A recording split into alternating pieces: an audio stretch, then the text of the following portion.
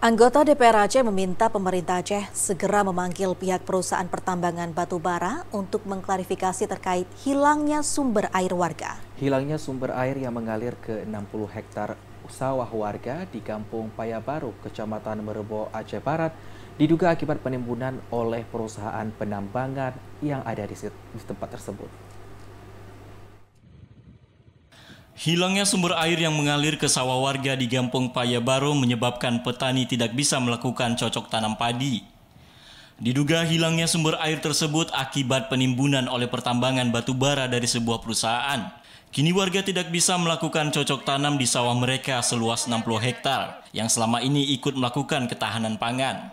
Tarmizi, anggota Dewan Perwakilan Rakyat Aceh mengatakan, saluran irigasi dan sumber air di hulu diduga telah tertimbun oleh aktivitas perusahaan.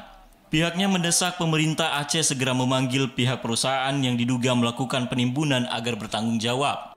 Ternyata setelah saya turun dan melihat bahwa sumber air yang selama ini untuk bercocok tanam masyarakat di Kampung Payabaru yang seluas lahan sekitar 60 hektar itu tidak ada lagi karena ditimbunnya sumber air genang maupun saluran besar yang sumber air dari Nagaraya juga itu telah ditimbun dengan proses aktivitas batubara.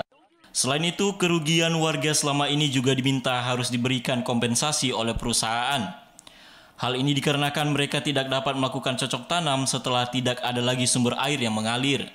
Dari Melaboh, Aceh Barat, Azhar, TVRI melaporkan.